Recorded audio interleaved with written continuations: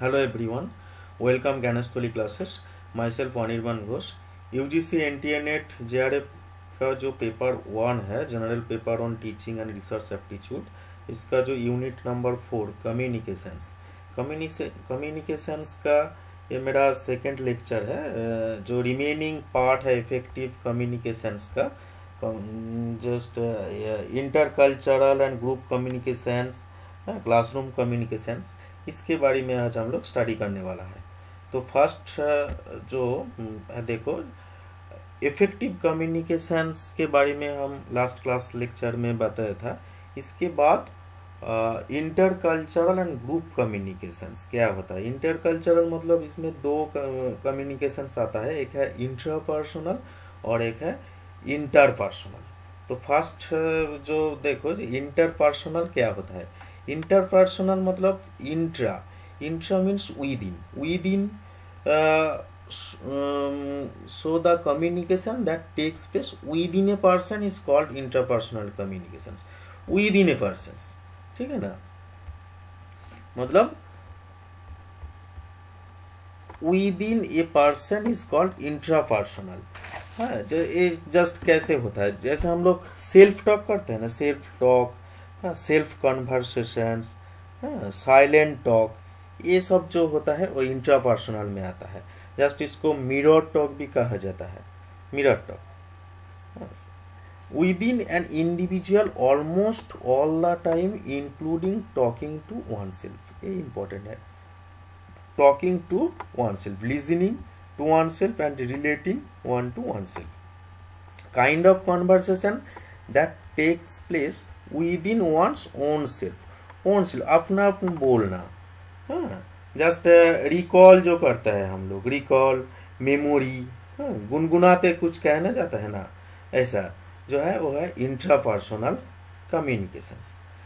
जैसे examples, individual reflection, meditations, praying to God, कुछ बोलता है गॉड को, प्रेइंग जो है वह है इंट्रापर्सनल कम्युनिकेशंस। मर्डरिंग, ओ माई गॉड, ऐसा कुछ हम लोग रिएक्ट करते हैं ना, अपना अपने बोल माने जाता है ऐसा सिचुएशंस में। ओ माई गॉड, हाँ, थैंक यू, थैंक गॉड, ठीक है, वाओ, एट्सेट्रा। ये जो हो गया इंट्रापर्सनल कम्युनिकेशंस। ठीक है, इसके अंदर ऐसा आता है एम्पैथी, हाँ, मोटिवेशन, सेल्फ एस्टीम, ठीक है, डिसीजन मेकिंग, ये सब हो गया इंट्रापर्सनल कम्युनिकेशंस। इसका जो मेन 3 एस्पेक्ट्स हम दिया है, that's self concept, perceptions, expectations, ये सब आपका इंट्रापर्सनल कम्युनिकेशंस में आता है। तो क्लियर हो गया, जो इंट्रा मतलब ये चीज़ अच्छा से याद रखोगे, इंट्रा मीन्स विद इन। हाँ, so the communication that takes place with in a person is called intrapersonal. अपना हमने कुछ बोलना, खुद को कुछ बोलना, गुनगुनाते करना, ऐसा, ये हो गया इंट्रापर्सनल कम्युनिकेशंस। अच्छा, next interpersonal communication. Interpersonal communication क्या होता है। The term inter means, you know that inter means between, so when the communications occurs between two or more persons, two और मोर पर्सन जब पार्टिसिपेट करता है communications में, वो हो जाता है इंटरपर्सनल। हम लोग ऐसा बोलते हैं ना, इंटरनेशनल मैच। इंटरनेशनल मैच मतलब दो कंट्री के बीच में मैच है, between India, between Bangladesh, India versus Bangladesh, ये जो हो गया, ये हो गया इंटरनेशनल मैच। हाँ, जस्ट लाइक इंटरपर्सनल कम्युनिकेशंस भी ऐसा ही है। The term inter means between, so when the communication occurs between two और more person, it is also termed as dyadic. Dyadic मतलब, डायड मतलब टू, टू डायडिक, टू का बीच में जो कम्युनिकेशंस है वो हो जाएगा इंटरपर्सनल कम्युनिकेशंस। ठीक है, it is an effective communications भी also because it has immediate feedback। हम पहले बताया था, जो effective communications होता है इसका फीडबैक रहेगा, इसीलिए इसको effective communications भी बोल सकते हैं। बट हर टाइम में इफेक्टिव नहीं भी हो सकता है। हाँ, the efficacy of it depends very much on the mutual relationship between two partners in communications, their status, roles and skills। ठीक है, and the features of interpersonal relation, interpersonal communications क्या होता है। कॉन्टेक्सुअल होगा, कॉन्टेक्सुअल मतलब applicable to the purpose, ये हो गया कॉन्टेक्सुअल। ऑब्वियसली एक इंटरपर्सनल का कम्युनिकेशंस में एप्लीकेबल रहेगा, टू द पर्पस रहेगा। इनएस्केपेबल, इनएस्केपेबल मतलब श्योर, नेसेसरी, एसेंशियल्स, ऐसा नियर मीनिंग है इनएस्केपेबल, इंटरपर्सनल में रहेगा ही। इसके बाद इरिवर्सिबल, इरिवर्सिबल क्यों बोल रहा है, why irreversible call the interpersonal communications, मतलब इरिवर्सिबल क्या होता है, इरिवर्सिबल मतलब वन वे कम्युनिकेशंस, माने you can't really take back something once it has been said, तो जस्ट कुछ बोल दिया किसी को, वो अब आप माने बैक नहीं कर सकते हैं आप, ठीक है ना, इसीलिए इसको इरिवर्सिबल बोला जाता है। रिवर्सिबल मतलब दोनों साइड में, टू वे प्रोसेस, इरिवर्सिबल मतलब वन वे, इसीलिए इसको इरिवर्सिबल और अनरिपीटेबल बोल रहा है। And complex, obviously it is complex which people express, interpret and coordinate messages in order to create shared meaning, meet social goals, manage personal identity and carry out their relationships, इसीलिए इसको complex भी बोल सकते हैं। Interpersonal communication is complex also. तो main चार features दिया है, एक है कॉन्टेक्चुअल, इनस्केपेबल, इरिवर्सिबल और अनरिपीटेबल एंड कॉम्प्लेक्स, ठीक है। इसके बाद देखिए ग्रुप कम्युनिकेशंस। ग्रुप कम्युनिकेशंस क्या होता है, आप लोग का बहुत इसका एग्जांपल्स है, जैसे व्हाट्सएप कुछ ग्रुप बनाया है ना, मैसेंजर में कुछ ग्रुप बना है, इसमें क्या होता है कि एक एडमिन या 2-3 एडमिन रहता है एंड बहुत सारे पार्टिसिपेंट उसके ग्रुप में जुड़ा रहता है। इसमें क्या होता है, कुछ लीडर कुछ ऐसा कुछ मैसेज दे दिया, सबके पास वो फैला जाता है ना। The term group communication refers to the message that are exchanged by group members, ठीक। ए ग्रुप क्या होता है, a group is a number of people that has a common goal, interact with one another to attain the goal, recognise one another existence and see themselves as part of the group, ठीक है ना। एक group अगर एक CTET का आप लोग group बनाया, क्या है, नेट का पेपर 1 का एक ग्रुप बना, इसका क्या गोल, एक कॉमन गोल रहेगा, जैसे आपका नेट क्वालिफाई करना है या सीटेट करना कंप्लीट करना है, या कुछ एडमिन रहेगा वो सब उसको स्टडी मटेरियल दे दिया, स्टडी मटेरियल सबके पास वो फैला गया ना, डिस्ट्रीब्यूट हो गया, ये हो गया आपका ग्रुप कम्युनिकेशंस। यहाँ में हम डायग्राम में दिखाया, देखिए, हाँ ये इम्पोर्टेंट है, दिस मैसेज वर्बल भी हो सकता है, नॉन वर्बल भी हो सकता है, ठीक है ना, ग्रुप के ऊपर डिपेंड करेगा। Group communication is interpersonal communication. Interpersonal तो मतलब आप समझ रहे हो, इंटरपर्सनल मतलब टू और मोर का बीच में जो कम्युनिकेशन है वो है इंटरपर्सनल। तो ग्रुप कम्युनिकेशन में ऑब्वियसली तो होता ही है इंटरपर्सनल कम्युनिकेशन। यहाँ में एक डायग्राम ऐसे बना है, देखो, जो ग्रुप लीडर है या एडमिन जो है सपोज व्हाट्सएप ग्रुप का, इसके बीच में क्या पार्टिसिपेंट कनेक्ट रहता है एज इस दोनों साइड कम्युनिकेशंस, ठीक है ना। Reversible communication, not irreversible, reversible communication है, two way communications. Participant leader के साथ कांटेक्ट भी कर सकता है, ग्रुप लीडर पार्टिसिपेंट की बात कांटेक्ट कर सकता है, एंड दो पार्टिसिपेंट का बीच में कांटेक्ट भी हो सकता है ना, इसीलिए इसको ग्रुप कम्युनिकेशंस कहा जाता है, ठीक है, क्लियर। अच्छा, नेक्स्ट जो है सबसे ज़्यादा इम्पोर्टेंट है क्लासरूम कम्युनिकेशंस। क्लासरूम कम्युनिकेशंस क्या होता है, क्लासरूम कम्युनिकेशंस, ये जो मॉडल, एक मॉडल है क्लासरूम कम्युनिकेशंस, ये मॉडल कोल एंड चैन इसको दिया था, ठीक है ना। तो इस मॉडल का कुछ स्टेजेस है।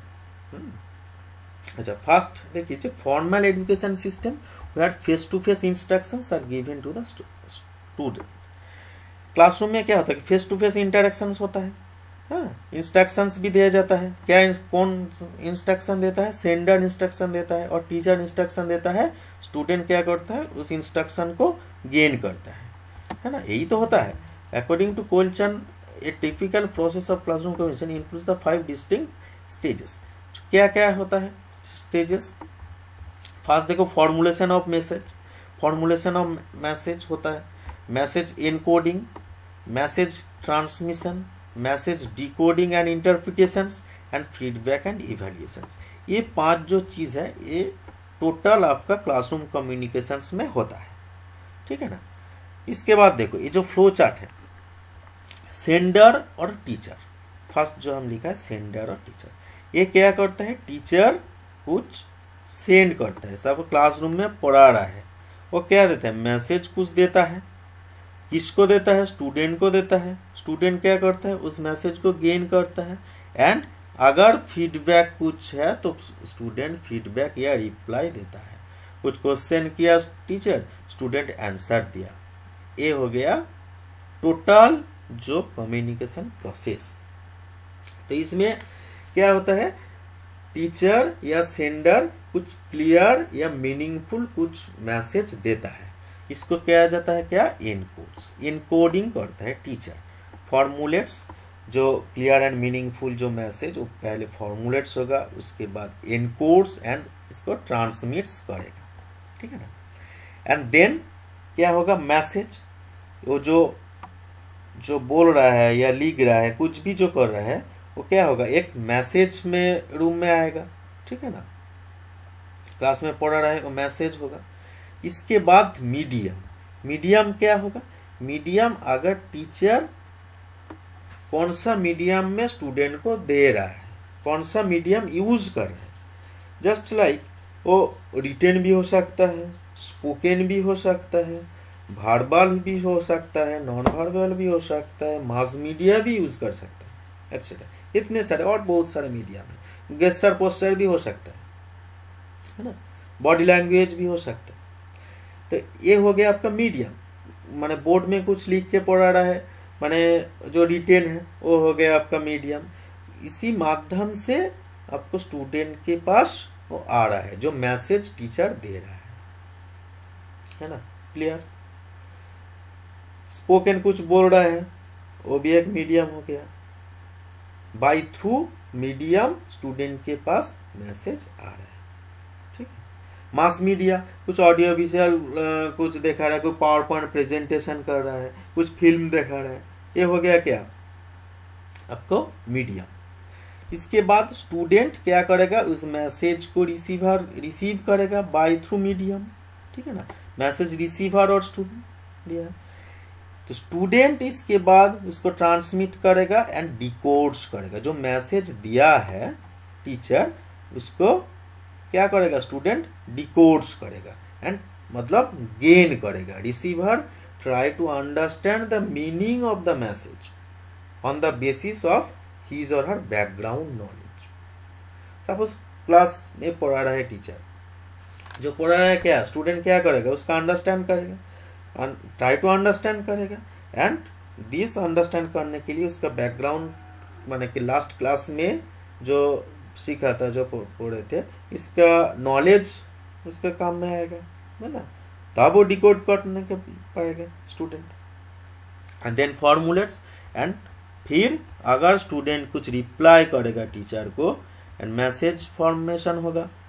कुछ बोल रहा है स्टूडेंट, मैसेज हो गया। And by through medium, medium भी टीचर स्पोकन भी बोल सकता है, रिटन भी हो सकता है, ऐसा कुछ मीडियम से फिर टीचर के पास मैसेज जाएगा। ये जो टोटल जो साइक्लिक एक प्रोसेस है, इसको हम लोग क्लासरूम कम्युनिकेशन बोला जाता है, ठीक है ना। तो फर्स्ट क्या, फिर से हमें और एक बार रिपीट कर रहे हैं। टीचर क्या करेगा, इनकोड करेगा, टीचर या सेंडर इनकोड्स करेगा मैसेज को। एंड देन मैसेज फॉर्मेशन होगा। मैसेज फॉर्मेशन के बाद by through medium written, spoken, verbal, non verbal, use of power point, use of mass media, projector हो सकता है। एंड देन मैसेज रिसीव करेगा स्टूडेंट। मैसेज रिसीव करने के बाद उस डिकोड्स होगा, decodes transmits formulates, then message formation होगा। मैसेज फॉर्मेशन के बाद बाय थ्रू मीडियम फिर टीचर के पास जाएगा। ये हो गया आपका टोटल क्लासरूम कम्युनिकेशंस, ठीक है। और इसके सारे बहुत सारे बैरियर्स भी है, हम जब नेक्स्ट और पढ़ाएंगे इसको हम लोग डिस्कस करेंगे। ठीक है ना। शायद इसको क्लियर हो गया आपका क्लासरूम कम्युनिकेशंस। नॉइज, हाँ, नेगेटिव एंट्रोपी, ठीक है, ये सब जो हो जाएगा आपका बैरियर्स में आएगा। तो ये अगर माइंड में घुसा लो, क्योंकि ये जो फ्लो चार्ट दिया है, sender, then formulates input transits, message form में आएगा, मैसेज फॉर्म के बाद मीडियम, मीडियम या स्टूडेंट्स इन डिकोड करेगा, उसको डिकोड करने के बाद बाय थ्रू मीडियम उसको रिप्लाई करेगा। ये हो गया classroom communications. Okay, thank you.